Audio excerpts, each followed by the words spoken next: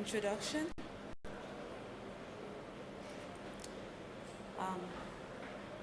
Just a moment. So like she says, I'm going to be talking about a minority group called GNOME Africa. And today I'm not going to be talking about this group as a board member, or I'm not going to be putting my board hat on talking about this group.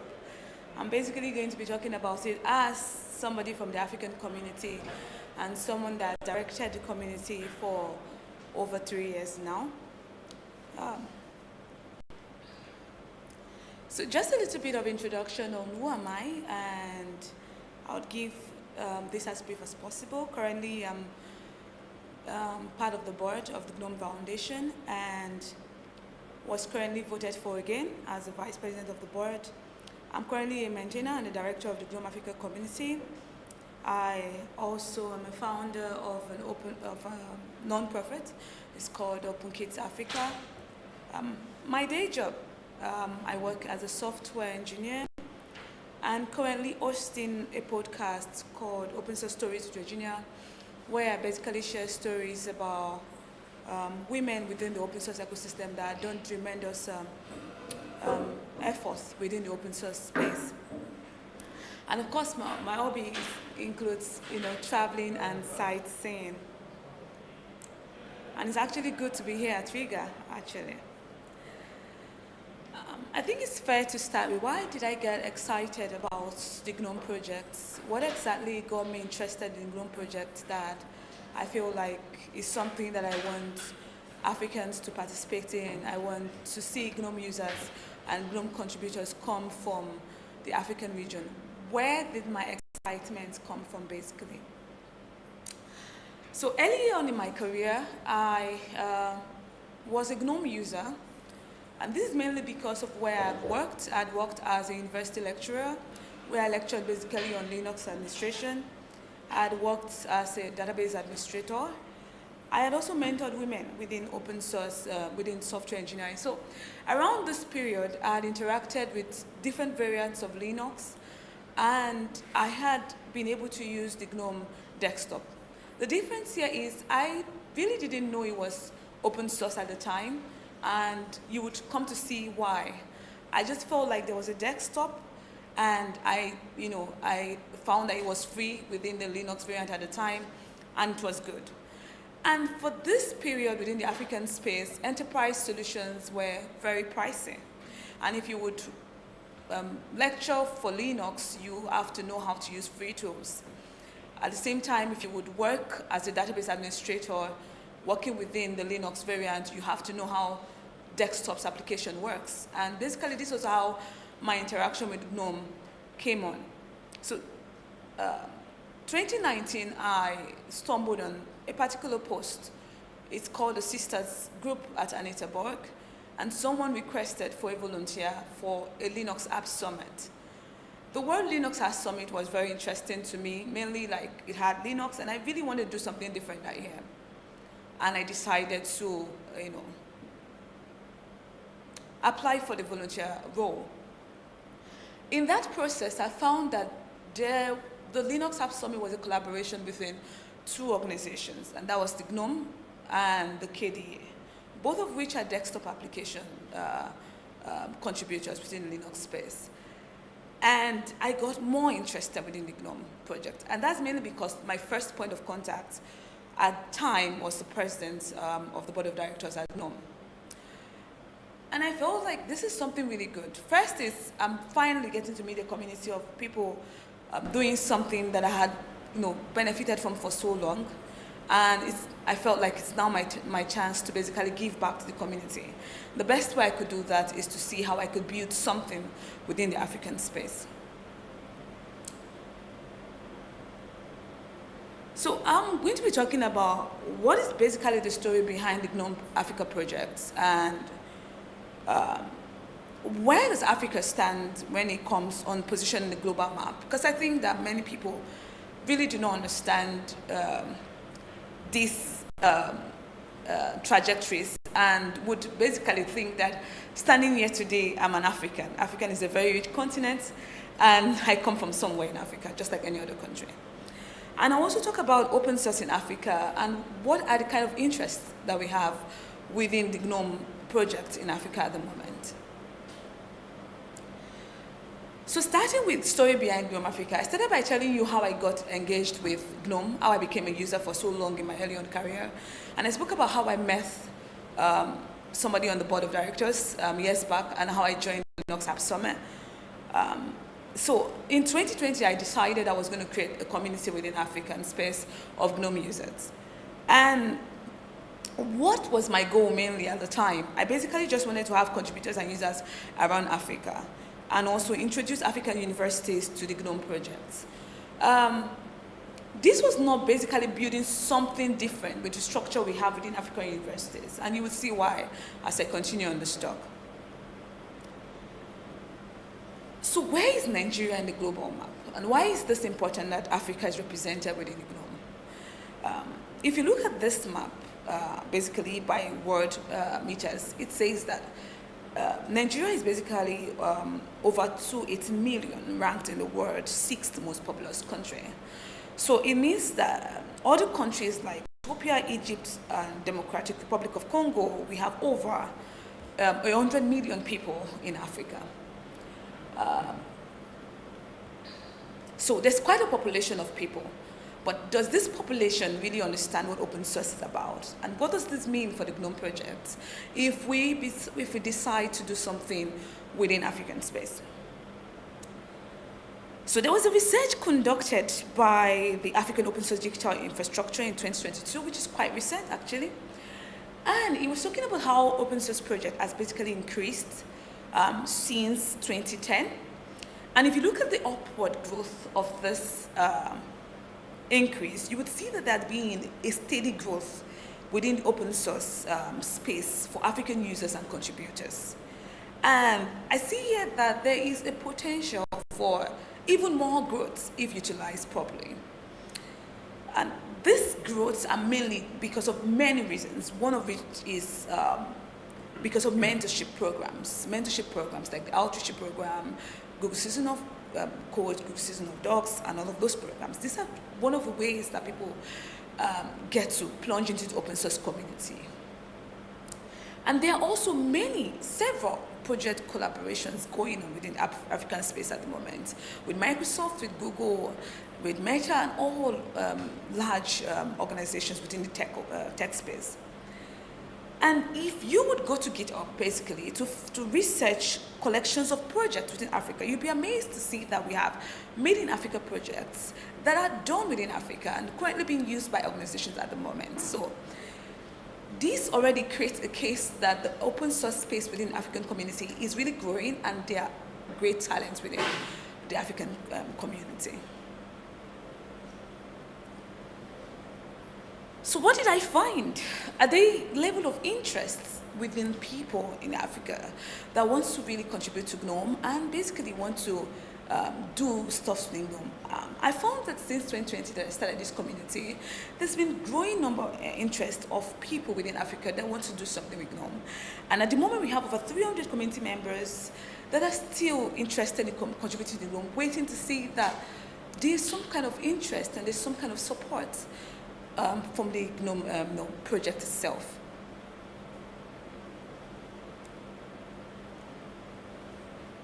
These statistics that I share with you today, I didn't just basically come out of the blues with them. These are practical things that I did and practical research that are ongoing at the moment within open source and within what I found in the GNOME project around the African space.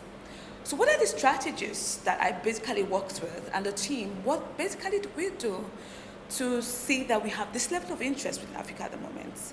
I'm going to be talking about awareness strategy, how we pulled off the awareness strategy, and how we, leveraged on collaborations with ongoing GNOME initiatives that we have currently in the GNOME project. So one of the awareness strategy we looked at is basically talking to people about the GNOME project. The unique thing with Africa, if you look at this slide, you would see that when open source started gaining interest in Africa in 2010, there was a whole lot of gaps as regards to education and how people perceive open source. And so we started by basically running events that talked more about what open source is and how you can, get a very good career contributing to open source. So we didn't just basically appear to people and talk to them about GNOME project, because obviously they don't even know what GNOME project is. And quite frankly, even at the moment, we still have a large gap of people in Africa that don't still understand what GNOME project is about and how they can participate. And I'll be sharing with you some of these challenges as I go on. So we basically utilized things like Twitter Spaces, and we did some little events online, ArcFest and all of that. And currently in the process of having to do an in-person event.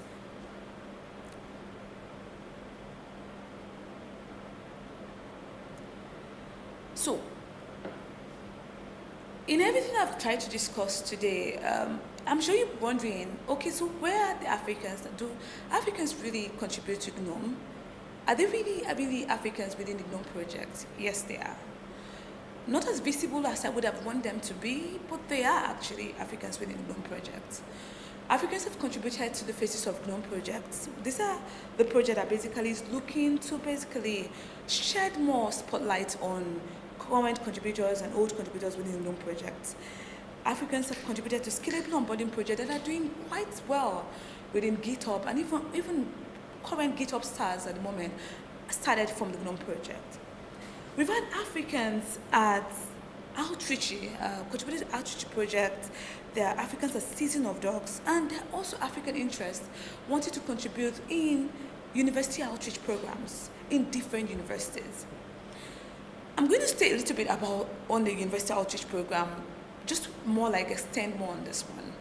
So every country within Africa has different universities, just like you have it in other countries as well, in other continents. And there are basically programs that are ongoing within these universities that GNOME projects can basically collaborate with. But the university outreach program is something that we tried to push, but we've not really gotten a very good engagement around this area. And I'll tell you why as I go on with this slide. So we faced several challenges. Being someone that started the community and working with tremendous people within the GNOME African space, there have been several challenges, and these challenges is not just within the GNOME Africa alone. It's basically challenges within open source in Africa in general. So I'm going to try to take it down. What are the challenges we have in open source in Africa? And then talk about what challenges do we have in GNOME Africa and challenges we have in the GNOME project as a whole, as a global, just to give you context into where these challenges are coming from, and you have a bigger, broader picture of the challenges that we're having at the moment. So in the global open source community, we have problems of infrastructure. There's problem within internet access, there's problem with representation. And this is mainly because there's less people. As you could see, if you look around this conference, you would tell for yourself that I'm actually the only African here. It's not an interesting thing for me. It's actually a sad thing for me. And I'm not really excited being the only African person here. But I think that representation is the only way that most people can get to participate in open source project. And representation for Africa is still sad for me that I still go to conferences. And I find that we have 1, 2, 3 Africans in those open source projects. And it's more like representation of what we are extending within the tech community, where you have so many white people and then you have a black person in the middle to portray diversity. This has not gone well for the tech community, and that's basically why till today we still have a problem of diversity in the tech community. I would hope that the open source would create a better diverse environment. This is mainly because we have characteristics of open source that should bring people together rather than tear them apart. We are working with code collaboration, and there's no reason why we should have less people represented in conferences. Also, there are issues with time constraints. People are thinking of why would I give my time to open source? Like I said, if you look at the map, the statistics I showed you, there's still a lot of gaps. Over 2 million people in Africa. They don't really understand what open source is. Why should I give my time to something as open source? What do I have to gain from it? And as you could imagine, if you would come to conferences like this and find just one black person, it's already draining. And nobody wants to be where they're not really represented well. That's the bitter truth. And there are issues of funding. You see, to do representation or to bring open source to the global space in Africa, there needs to be so many collaborations between different organizations, which is currently going on. And like I've discussed, the issue of diversity is a very big problem. So what are the problems we have within the GNOME Africa community? These are internal problems that I've found that we have. I think this is all a problem with demographic differences. Why it seems as though contributing to open source in Europe seems like a free thing to do. Africans requires level of motivation, and that's basically not because it's not far-fetched. We have a whole lot of things to fix in Africa, and nobody wants to really entirely give their time freely to open source. People want to be motivated to do those things. And this drives down to the motivations of how people basically see open source within the African space. And there are issues of project availability. Going down the line of researches done by GitHub that says that most contributors from different parts of the world basically do not show their location while contributing, mainly because they fear that their PR is not going to be accepted. This is the case for also African as well, that even if we know that there are really good people within Africa developing solutions in open source, they really, really fear that their PR might not be accepted, and they don't really come out to basically give their locations when they make these contributions. And of course, if you would agree with me, you will likely want to accept PRs from somebody you met in a conference, someone you've met, than someone you do not know at all. This has been more like a circle within the open source project that's affecting the internal GNOME Africa community at the moment.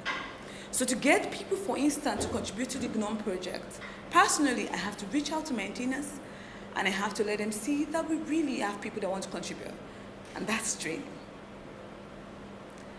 And there are always issues of awareness. I find myself every time talking to people about what GNOME is and how it is. I'm able to talk about this thing, like I said, because of how I started and how I've been able to understand what the GNOME project stands for and the benefit it will not just bring for the Europeans, the US, but also this could benefit African universities, benefits people to build a very tangible career within open source space.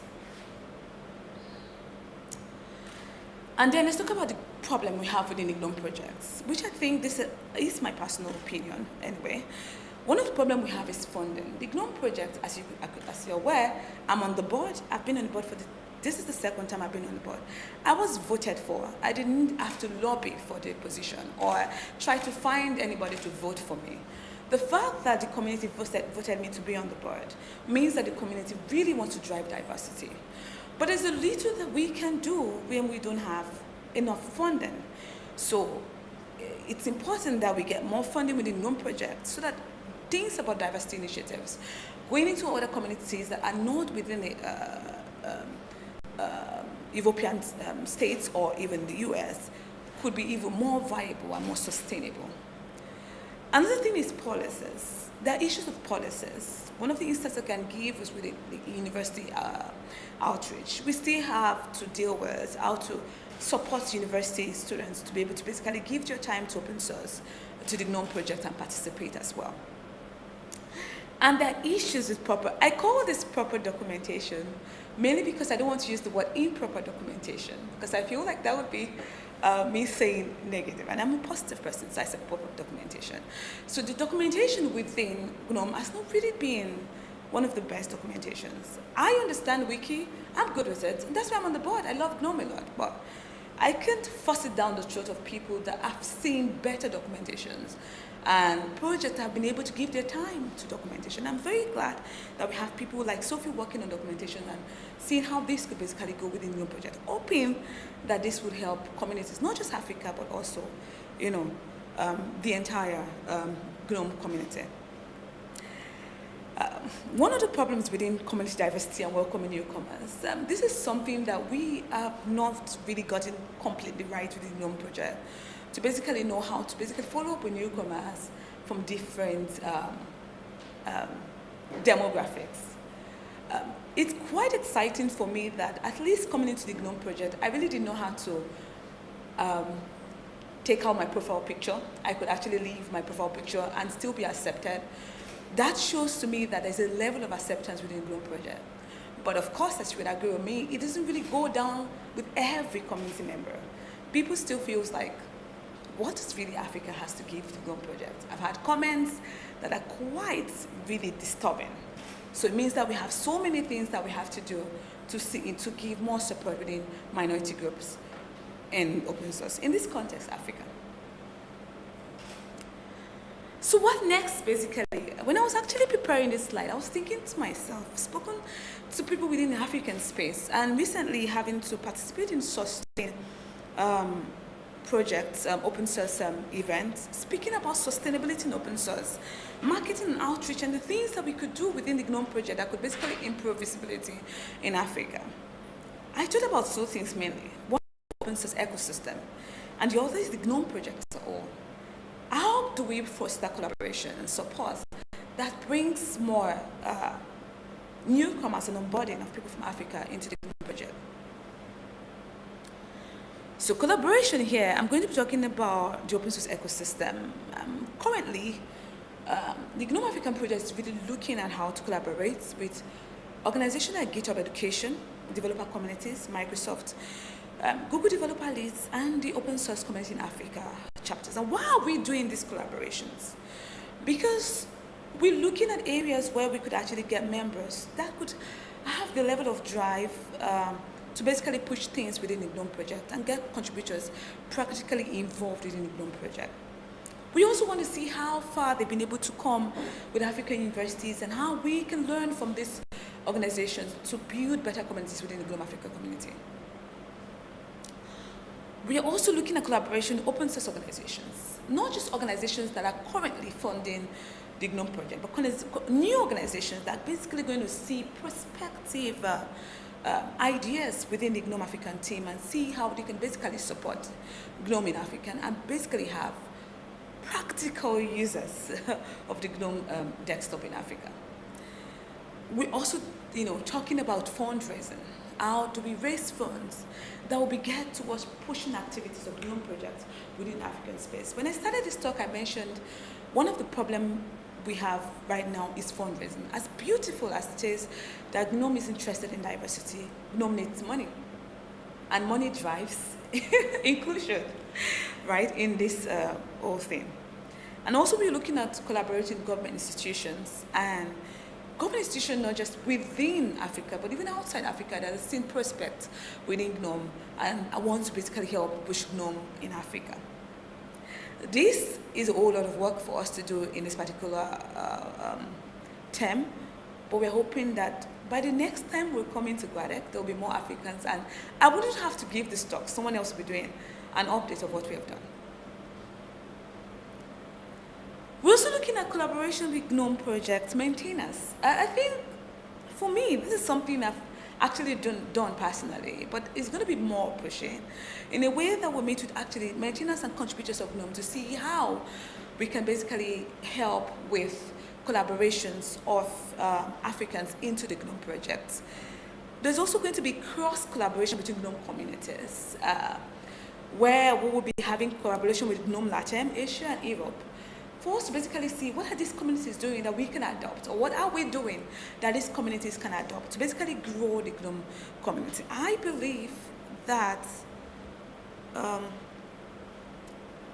collaboration within the GNOME, within communities basically help for better adoption of strategies or rather than repetition of processes. And we could basically learn from each other, basically see the differences that we have and basically use those differences to basically grow the GNOME project globally.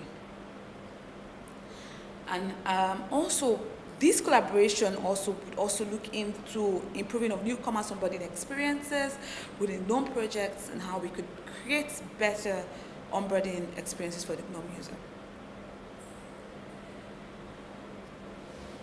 basically winding down to the end of my talk and reflecting on how I started this talk, and when I was actually writing this talk, you would actually assume that basically this talk would only focus on Africans. But I thought to myself, minority communities are basically communities that are less represented within the open source space. While I speak from an African context, there are things that minority communities are actually going through within a global project. When I mean a global project, I'm talking about smaller communities in a large box. The large box in this context, the GNOME project. So how do we support communities in an open source project? How do we see that minority communities are seen and are supported to continue to do what they're doing within the GNOME project? I will talk about funding again, because this is where basically it lies. One of the things we have to do is that we have to fund the GNOME project more, to basically do these things, to basically see that communities, smaller communities, get the resources they require to actually do ACFest events, and also go into universities and use the GNOME project. Without funds, there's really little we can do when it comes to diversity. There's really little we can do when it comes to bringing in inclusion into the GNOME project. And also representation and inclusion in global events. I spoke about this at the beginning. I gave myself as an example. Why it seemed like it might be something of interest to find that an African is here. I feel like being here and being the only person here is not of interest to me. Because it would have been a better interest if I had 2-3 people here, because then I see people like myself. And this is not talking that I have not been properly accepted in the GNOME project. Like I said when I started, I've been properly accepted, and this is the reason why I was voted for. But the reason why I've accepted is basically to be more like a bridge for other people like myself to come into the GNOME community. And if this continues, my motivation and everything is going to really drop. And it's very simple, and I would basically cap it as the GNOME project is not really interested in Africans. So driving representation at global events is very important, to look at the demographics represented in the GNOME project and think of ways that we can improve demographic representation around the GNOME project. And this is not just within Africa, this is within different areas. And practically speaking, people would likely speak to people that they look like than people that they really do not know. I'm more of like a global person. I can speak to anyone, regardless of your color of your skin. But not everyone has that level of acceptability to be able to speak to different people. Some people will have to start first with people that looks like them before they actually integrate into the larger community. So representation in global events is very important, not just for Africa, but for different minority groups that we have within the project, and open source in general. And it's key to understand demographic differences. If you look at the outreach program they did recently on 1,000 interns and all of those celebrations that went on Twitter, you would see that there were so many things to learn, that there are things that are different, and how events are created and how people get motivated within different parts of the world. So I am very pleased that I'm able to finish well. We can continue this conversation by reaching out to me in different areas. I'm on Twitter, and I recently just created an account on Mastodon. That's because so many people got me to do this yesterday. And you can actually connect me here, and I'm happy basically to have further conversation and how we could further collaborate to create a better space for inclusivity within the GNOME project. And thank you very much.